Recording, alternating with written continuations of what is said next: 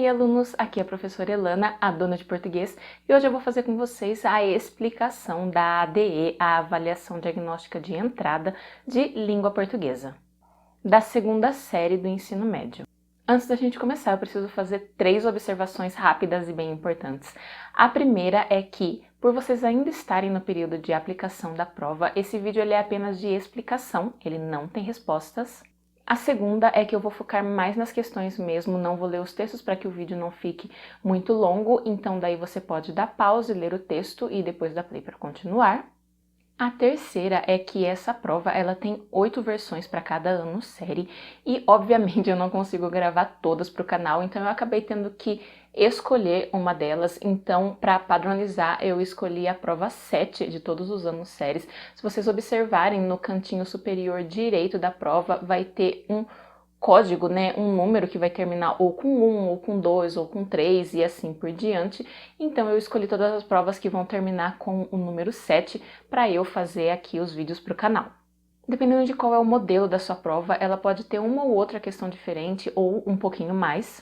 Lembrando que o que muda de uma prova para outra são algumas questões, mas as habilidades elas não mudam, elas se mantêm nos 8 modelos de prova, então são basicamente as mesmas, independente de qual é a prova que você pegou. Então, o raciocínio, a lógica que você deve seguir, né, que você vai pegar nas questões desse vídeo, vai acabar sendo o mesmo, né, a mesma lógica que você vai seguir em outro modelo de prova. Ah, e se você precisa de outros conteúdos de língua portuguesa, dá uma olhadinha aqui na descrição, porque tem várias playlists com várias coisas que eu já gravei que podem te ajudar. Se você gostou desse vídeo, deixa o seu like, porque ele ajuda muito o canal a ser divulgado. Se inscreva e ative as notificações. Me siga nas redes sociais, é tudo Elana B. Poloni. Então, bora lá!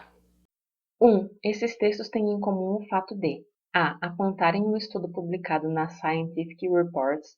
B. Apresentarem a semelhança da escrita maia com a do Antigo Egito. C. Citarem uma descoberta feita no reservatório de Corrental. D. Informarem que os maias vivem em um ambiente tropical. E. Mencionarem as tecnologias desenvolvidas pela civilização maia. Então, o que é que vocês têm que fazer aqui?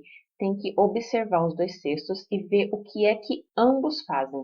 Então, aqui nas alternativas, vai ter alternativa que vai mostrar algo que um texto faz apenas, ou que nenhum deles faz, que não tem nada a ver, enfim, vocês têm que encontrar a alternativa que mostra algo que ambos façam. Tá? Então, quando a gente vê aqui os 2 textos, a gente percebe, né, que eles estão falando sobre uma série de características da civilização antiga maia.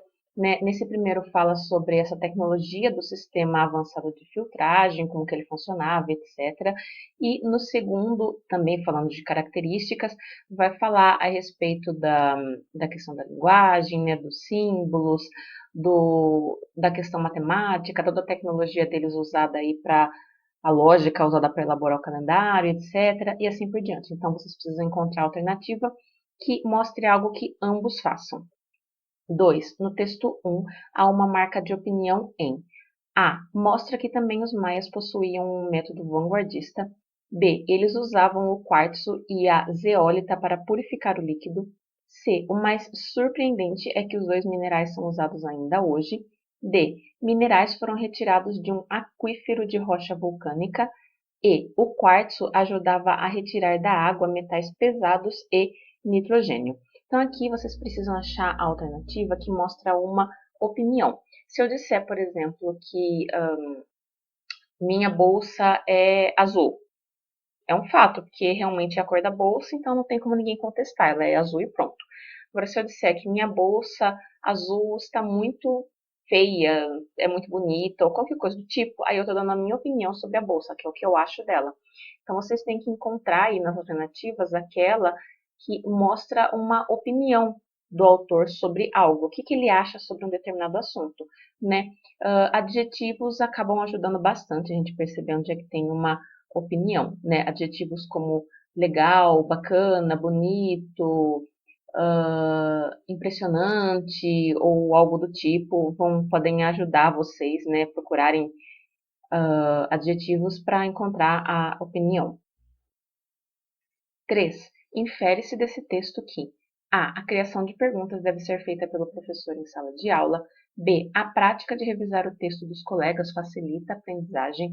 C. As práticas de leitura em voz alta garantem sucesso nos estudos. D. O intervalo dos estudantes deve ser usado para fazer pequenas refeições. E. Os estudantes devem manter uma rotina de estudos organizada. Então, aqui ele quer saber o que é que eu posso chegar à conclusão depois de ler o texto. Então, é uma coisa que não estará escrita no texto, mas que depois de ler eu consigo deduzir, eu consigo chegar a uma determinada conclusão com a leitura. Tá? Então, o que é que eu posso chegar a uma conclusão coerente, sensata, bacana após a leitura desse texto? Né? Percebam que ele dá aqui uma série de dicas de como estudar de uma maneira legal, com eficiência, né? Como se organizar nos seus estudos, como fazer para que os seus estudos sejam eficazes. 4. O autor desse texto sustenta a tese de que a água deve ser utilizada com sustentabilidade. B. A dessalinização deve ser usada para resolver a escassez da água. C. A escola é responsável por orientar o consumo de água. D. A mídia deve realizar campanhas de economia de água. E. A natureza tem o dever de devolver ao meio os recursos retirados dele. Então, aqui ele quer a tese do texto, né? Então, qual é a ideia que o autor desse texto está defendendo? Qual é o principal ponto que ele defende e que ele quer te convencer dessa ideia, né? Então, aí, para que vocês encontrem, vocês têm que ler o texto com atenção, ver qual é o foco do autor, né, que ele quer te convencer, e vocês podem reler, inclusive, o primeiro parágrafo, que ele ajuda vocês a encontrarem qual é a tese do texto. 5. Infere-se desse texto que os pinguins a. Andam livremente pelas ruas de Chicago. B. Ficam mais calmos quando veem obras de artes. C. Gostam de brincar com os moradores de Chicago. D. Praticam atividades físicas em estádios. E. Precisam ser expostos a desafios intelectuais. Então, aqui nesse texto, mais uma vez, é aquela lógica de vocês lerem o texto e chegar a uma determinada conclusão a partir da leitura. É algo que vocês vão realmente, assim, depois da leitura, chegar àquela ideia, né?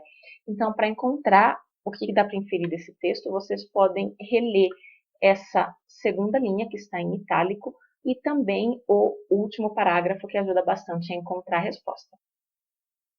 6. Apesar de pertencerem a épocas distintas, esses textos são semelhantes porque a. Expõem as vantagens nutricionais da banana. B. Referem-se a uma fruta tipicamente brasileira. C. Remetem-se à exportação de produtos nacionais. D. Revelam as características físicas da bananeira. E. Sugerem a semelhança da banana com o pepino. Então, aqui vocês precisam encontrar, né, a alternativa que mostre algo que ambos os textos façam. Né? Então, o que ele está afirmando? Que são textos que são de épocas diferentes, mas que são parecidos. E ele quer saber por quê. Então, na hora de responder, tem que encontrar algo que aconteça nos dois textos. Não pode acontecer em apenas um deles, tem que acontecer nos dois.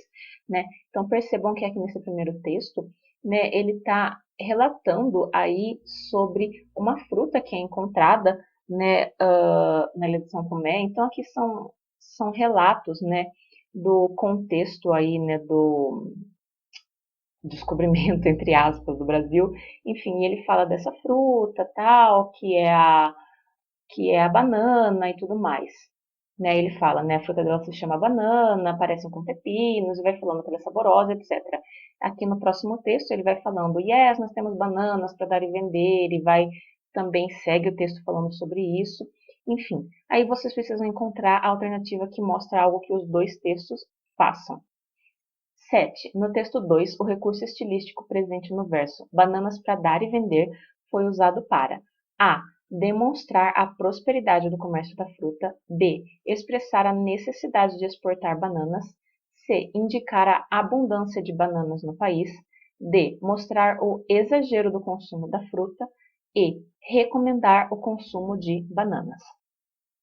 Então, aqui vocês precisam entender o significado dessa expressão, né? Bananas para dar e vender. Quando é que a gente usa uma expressão semelhante, né? Quando é que a gente diz que tem algo para dar e vender? Quando a gente tem muito de uma coisa. Então, por exemplo, a minha mãe tem Tupperware para dar e vender, né? Tipo, ela tem muita, tem bastante, tipo, tá lotada, né, de Tupperware.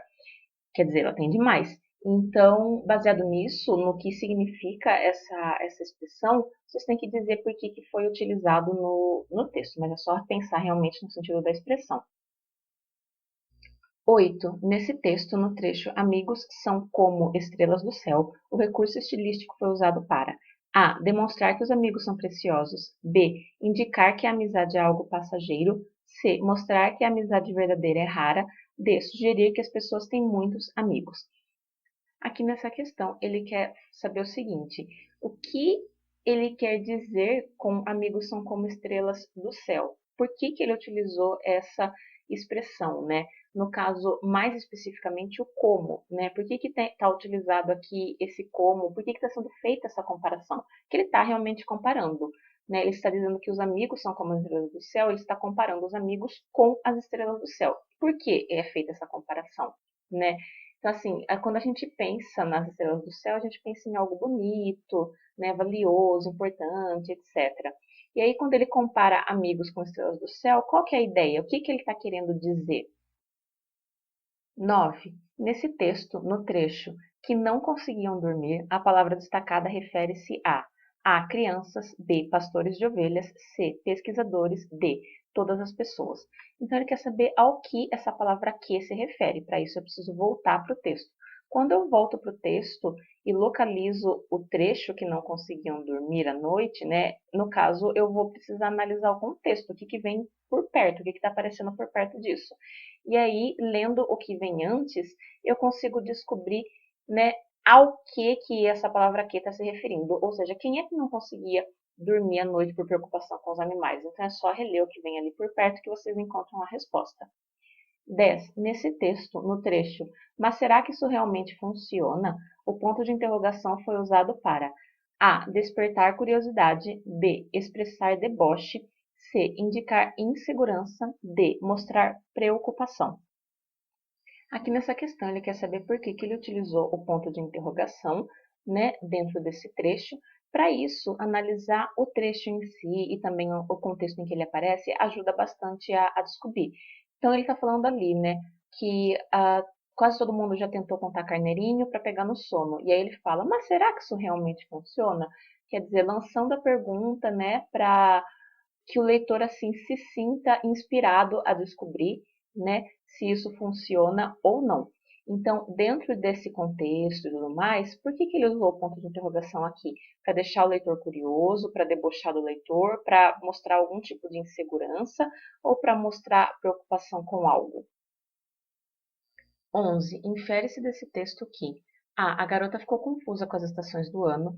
B. A garota sentiu frio ao se molhar com a chuva. C. Montag e a garota já haviam se encontrado antes. D. Montag e a garota tinham alergia a dente de leão. E. Montag fica preocupado com a saúde da garota. Então, aqui, mais uma vez, a que conclusão eu posso chegar após a leitura do texto. Então, é algo que não vai estar escrito no texto. Mas, lendo o texto, eu consigo refletir e chegar a essa conclusão, né? Então, percebam que aqui nesse texto a gente tem, né, olha só, ele fala no comecinho, né, que a garota estava caminhando na chuva e etc, e que ela viu o Montag e sorriu. E aí ela disse oi, né, e ele respondeu, né, o cumprimento e tal, e disse, o que você está tramando agora? E assim eles continuam a conversar. Então percebam que quando eles se encontram aí, eles já tinham uma certa intimidade, né? Só pelo modo como eles começam a conversar e tudo mais, né? E aí vai seguindo o texto, né? Tem todo o diálogo dos dois, etc. O texto segue. Então, vocês precisam dizer aqui o que, que dá para deduzir da leitura desse texto. Não está escrito, mas a gente lê e chega a uma conclusão. 12. Esse texto é A. Um artigo de opinião. B. Um diário. C. Uma carta do leitor. D. Uma notícia. E. Uma resenha de livro. Então, aqui eu vou comentar rapidinho sobre cada um desses tipos de textos e vocês veem qual que se enquadra mais. Artigo de opinião é um texto em que o autor vai dar a opinião dele sobre um determinado tema, né, e vai tentar te convencer de que aquilo é o certo, é o legal, é o bacana, né, te convencer daquela ideia dele. Diário é um texto em que eu vou contar sobre o meu dia, né, o que, que aconteceu comigo, sei lá, na segunda-feira tal, as minhas experiências, etc. Aquele texto bem pessoal. Carta do leitor é um texto em que o leitor escreve uma carta para uma revista, um jornal, etc. E o jornal publica. Notícia é aquele texto que vai dar informações que aconteceram em uma determinada região, com determinadas pessoas. E resenha de livro é aquele texto que vai analisar um livro, dizer se ele é bom ou se é ruim, se você deve ler ou não.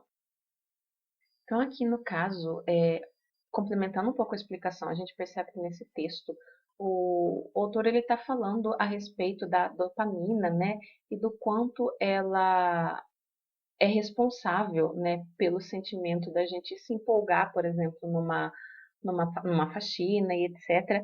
E depois que ele vai falando sobre isso, ele diz que a gente pode usar o poder dessa substância da dopamina para realizar o que a gente quer no nosso aprendizado, etc. Ele vai defendendo essa ideia, tal, e assim por diante. Então, baseado nisso, vocês precisam encontrar qual é a alternativa que melhor descreve qual é esse tipo de texto.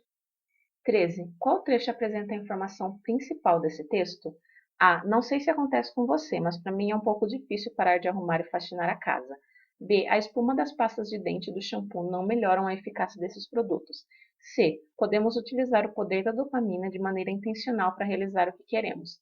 D. Em vez de anotar tudo de uma vez só, eu dividia as anotações. E isso me estimulava intensamente a ler e anotar mais. Então, nessa questão, ele quer saber qual alternativa tem a principal informação do texto. Outras alternativas vão ter informações que estão no texto, mas que não são as principais. Vocês precisam encontrar a que tem a informação principal, né? Lembrem que no texto ele está defendendo que a dopamina pode ser utilizada de uma maneira que a gente, digamos, guie ela, né, para a gente fazer o que a gente quer, né? Essa é a ideia ali central do texto. Então, baseado nisso, vocês precisam encontrar a alternativa que mostra a principal informação desse texto. 14. Nesse texto, a palavra caidinho no primeiro quadrinho foi utilizada para A. Evidenciar que Chico havia se perdido. B. Indicar que Chico estava abatido. C. Mostrar que Chico sofreu uma queda. D. Revelar que Chico estava apaixonado. Sugerir que Chico havia se machucado, né? Então, percebam que no primeiro quadrinho ele fala: ai, Chico, você está muito caidinho, vamos sair. No segundo, o Chico fala: nem as pirâmides do Egito são capazes de curar meu desânimo, ou seja, de me deixar animado e etc. E o outro fala: não, a gente só vai dar uma voltinha no quarteirão, né? E aí, dentro desse contexto, ele quer saber o que significa essa palavra caidinho, quer mostrar o que com essa palavra caidinho? Que o Chico estava como, né? Então, quando a gente usa a palavra caidinho, dependendo do contexto, pode significar uma coisa ou outra, mas nesse contexto em específico, né, a gente vê que assim ele está sendo até empurrado, tal, de tão assim desanimado, de tão para baixo que ele está.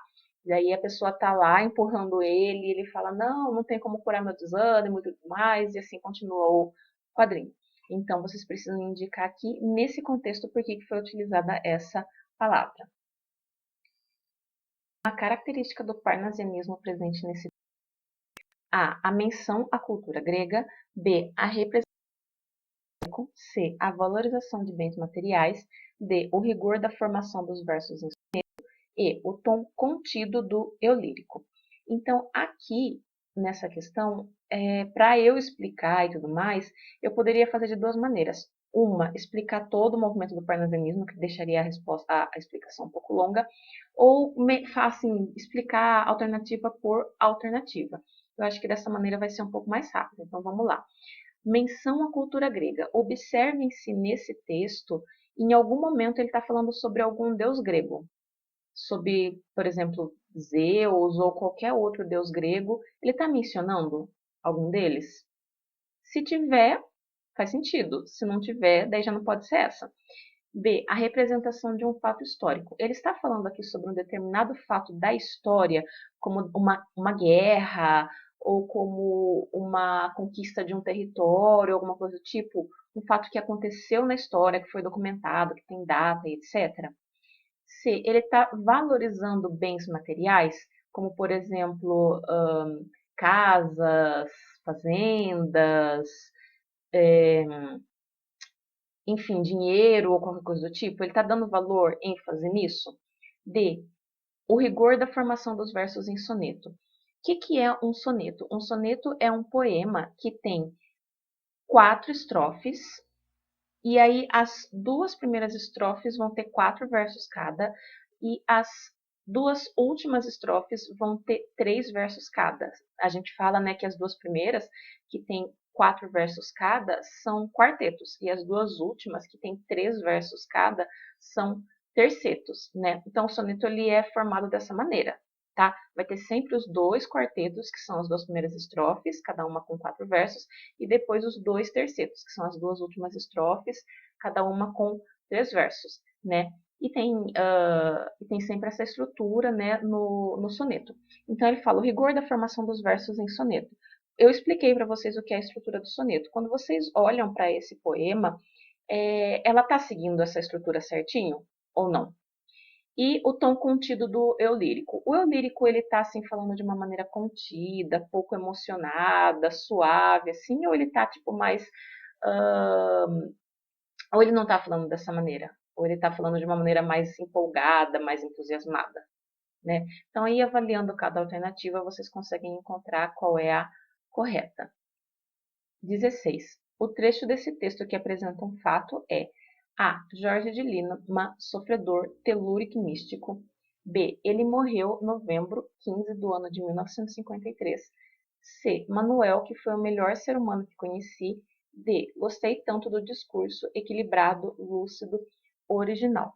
Então, aqui vocês têm que marcar qual alternativa mostra um fato.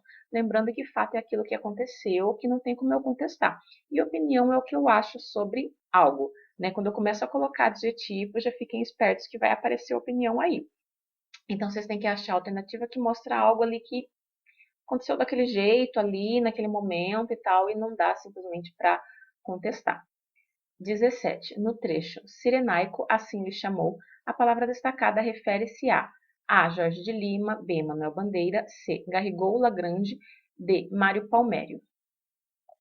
Aqui, para responder essa questão, a gente precisa voltar no texto e localizar esse trechinho aqui, e não somente esse trechinho, mas também o que está ali por perto, né? Então, a gente vê que ele fala o seguinte: quero reler a invenção de Orfeu de nosso Jorge de Lima, sofredor, telúrico e místico, homem bom, serenaico, assim lhe chamou Raquel de Queiroz. Então, a Raquel de Queiroz chamou quem de homem bom, serenaico, sofredor, telúrico e místico? Quem que ela chamou assim? Então, releiam, né, o trecho que vocês conseguem ver quem que ela chamou assim, e aí vocês descobrem a quem que essa palavra destacada está se referindo. 18. Nesse texto, na palavra recomeçar, o prefixo em destaque foi usado para A. Indicar repetição, B. Marcar anterioridade, C. Reforçar negação, D. Sugerir duplicidade. Então, percebam aqui que se eu dividir, né, eu tenho re, que é o prefixo, que tem destaque, tenho começar. Se eu pegar só a palavra começar, tipo, é uma coisa que eu dei início, né, comecei a fazer. Agora, se eu acrescento o re, significa que eu vou fazer de novo, outra vez, né? Vou fazer novamente essa ação, vou começar novamente essa ação. Então, para que ele está usando esse prefixo re? Para mostrar que vai repetir, vai fazer algo ali de novo, que algo foi feito antes de outro, que para negar algo ou para sugerir algo ali que aconteceu, algo ali tipo duplicado. 19. Qual trecho desse texto apresenta uma opinião? A. Tão antigas quanto a história da China. B. As lanternas mais comuns são as vermelhas. C. Continuam a ser um meio de expressão artística. D. E são lindas mesmo. Adoro. Mais uma vez, então, uma questão que quer saber sobre fato e opinião. 3 alternativas vão ser fatos ali, né? São coisas que é meio complicado ali de questionar, né? E uma alternativa vai ser claramente uma opinião, claramente o que a pessoa acha sobre alguma coisa. Foquem nos adjetivos, né? E vejam se é uma coisa que, tipo, você poderia ter uma opinião diferente e vocês encontram a resposta. 20. No trecho Ou não querem magoar o velho, a linguagem utilizada é A. Comum em bate-papo com os amigos. B. Encontrada em entrevistas de emprego. C. Própria dos textos científicos. D. Típica de uma região do país. Para responder essa, é bom a gente localizar o trecho nas linhas 2 e 3. Por quê?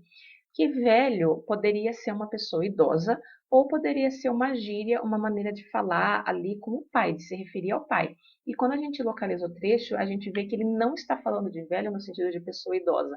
Ele está falando no sentido de gíria mesmo, né? De uma maneira ali informal de falar de se referir ao pai, né? Então diz, ó, o que os garotos dizem hoje em dia quando gostam do presente ou não querem magoar o velho, tipo, não querem magoar ali o pai, né? Porque ele até fala antes, o pai deu uma bola de presente ao filho. Então, diante desse contexto, né, em que situação eles se utilizaria essa expressão, né? Ou não querem magoar o velho no sentido de pai, né? Em um bate-papo com os amigos, em uma entrevista de emprego, em um texto de ciência, né, científico, ou em uma única região do país e em outras não. 21. Infere-se desse texto que a lua costuma aparecer durante o dia em alguns lugares. B. A luz do dia incomoda quem está desacostumado com o sol. C. A praia visitada pelo poeta é um local turístico. D. O poeta encontra inspiração na paisagem marítima noturna. E. O poeta tem o hábito de nadar durante a noite. Então, aqui, o que dá para deduzir, chegar à conclusão depois da leitura do texto? Mais uma vez, é uma coisa que não estará escrita claramente no texto, mas que lendo eu consigo, né, entender. Então, ele fala aqui, né, o trovador medita em sonhos enteado. Trovador aqui no caso seria o poeta, né? Então o poeta está ali pensando, envolvido em sonhos, enquanto ele está nesse ambiente ali, tipo ali na praia e etc, numa noite de lua. Então ele está lá na praia, numa noite de lua, né? Pensando, tal, meditando. E aí, baseado nisso, ele fala aqui no finzinho também. Ali folga o poeta nos desvarios seus, e nessa paz que o cerca, bendiz a mão de Deus. Então, mais uma vez, fala que o poeta está lá, né? Assim, com seus pensamentos, com as suas ideias, né? E aí, nesse ambiente, ele está ali refletindo sobre a própria obra, sobre o que escrever, enfim, sobre uma série de coisas que ele pode refletir, pensar e etc. Então, baseado nisso, vocês precisam ver qual é a alternativa que mostra a conclusão que a gente chega com a leitura do poema. 22. Nesse texto, a linguagem usada no trecho, devido à baixa taxa de reprodução dos pandas, o nascimento de um filhote já é motivo de alegria, é a. Característica de ambientes virtuais, b. Encontrada em textos jornalísticos, c. Específica de uma época antiga, d. Falada em conversas entre amigos, e. Própria de uma região do país. Então, ele quer saber em que situação eu encontraria uma linguagem como essa aqui. Em um ambiente virtual, como por exemplo numa rede social, uma conversa de WhatsApp ou coisa do tipo, em um texto jornalístico, em uma época antiga, então tipo uma linguagem que foi usada há décadas atrás, há séculos atrás e hoje não se usa mais, em uma conversa entre amigos ou em uma única região do país e em outra não. Em que situação eu encontraria essa linguagem? 23. Esse texto é a. Um artigo científico, b. Um relato de viagem, c. Um verbete enciclopédico, d. Uma crônica e. Uma notícia. Então, aqui eu vou explicar rapidinho sobre cada uma das alternativas e vocês encontram a que mais se encaixa. Artigo científico é aquele texto com o objetivo de divulgar informações científicas, estudos científicos, dados a respeito de algo do tipo. Relato de viagem é um texto em que eu vou contar a experiência que eu tive em uma determinada viagem. Verbete enciclopédico, vamos supor, você vai na Wikipédia e você digita ali uma determinada palavra e encontra o significado. É um verbete enciclopédico a palavra que você digitou, tá, o termo que você colocou ali para encontrar as suas respostas. Crônica é um texto sobre acontecimentos do dia a dia, né, que gera uma série de reflexões. E notícia é aquele texto que vai falar sobre um determinado acontecimento em um determinado lugar, com determinadas pessoas ou animais, enfim. Mas vai contar ali algo real que aconteceu em uma determinada situação, tá? Então, daí vocês precisam indicar qual alternativa mostra que tipo de texto é esse. E observem, inclusive, que a questão 22 ajuda a responder a questão 23 e a questão 23 ajuda a responder a questão 22, né? Uma ali meio que se relaciona com a outra. 24. Sobre a animação Kung Fu Panda, os autores expressam opiniões A. Confusas, B. Diferentes, C. Erradas, D. Idênticas e incoerentes. Então, nessa questão, a gente tem dois textos que vão dar opiniões sobre essa animação, Kung Fu Panda. E ele quer saber como que são essas opiniões desses autores. Né? A gente observa aqui no primeiro texto, ele fala, olha o que ele fala aqui no finzinho, É bonito até, tem algumas boas piadas, mas a história é muito básica, o negócio tem cara de produto, não dá para recomendar. Então, tipo, ele não gostou, né? E aí, no segundo texto, ele vai falar que o filme não decepciona, que anima as férias da garotada, que é um bom divertimento, ou seja, ele gostou, né? Então, baseado nisso, como é que são essas opiniões dos autores, né? Quando a gente compara uma com a outra. E só acrescentando, né, talvez vocês não conheçam o significado de incoerente, incoerente é uma coisa que não faz sentido, tá? 25. Nesse texto, no trecho, doar leite materno é multiplicar vida com esperança, a expressão em destaque tem a função de a. Causar comoção, b. Divertir o leitor, c. Explicar uma situação, d. Orientar as mães e provocar questionamento. Então, aqui nessa questão, a gente tem esse trechinho que fala multiplicar vida com esperança. E ele quer saber qual é o sentido dessa frase, qual é a função dessa frase em específico, desse trecho, na realidade, multiplicar vida com esperança. Porque a gente vê que é uma campanha ali, né, com o objetivo de estimular as mães a doar leite materno. Então, a campanha, ela quer tocar as mães. Ela quer estimular as mães a doarem leite materno, mas a maneira que ela utiliza para isso é fazer com que as mães se sintam tocadas, se sintam comovidas, se sintam ali mexidas realmente, né? Tocadas, vendo a importância do leite materno, para que, mexendo ali na emoção delas, elas possam ver que é importante, que devem fazer e tudo mais. E aí, nessa parte, multiplicar vida com esperança, olha o peso, né? A emoção que tem aí, tipo, quando você doa leite materno, você vai multiplicar a vida, né? Vai dar vida para outras crianças, vai dar esperança e etc. Então, qual que é a função, né, desse trechinho em específico aí? 26. Qual é o tema desse texto?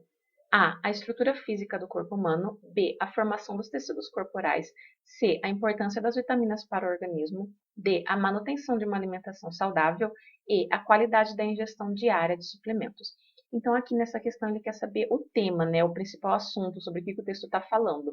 Então, percebam que ele vai falar, né, que a gente precisa de nutrientes para ter uma saúde perfeita, aí ele fala de funções que eles têm, e aí depois ele vai focar especificamente nas vitaminas, que ele diz, né, que alguns nutrientes que têm função muito especial para o organismo são as vitaminas, depois ele vai explicar um pouquinho sobre as vitaminas, que a gente tem que ter cuidado com elas, né, que o nosso corpo precisa de 13, né, e vai falando por que elas são importantes, né, por que elas são necessárias, né, que cada corpo tem necessidade de vitaminas de uma maneira diferente de outro.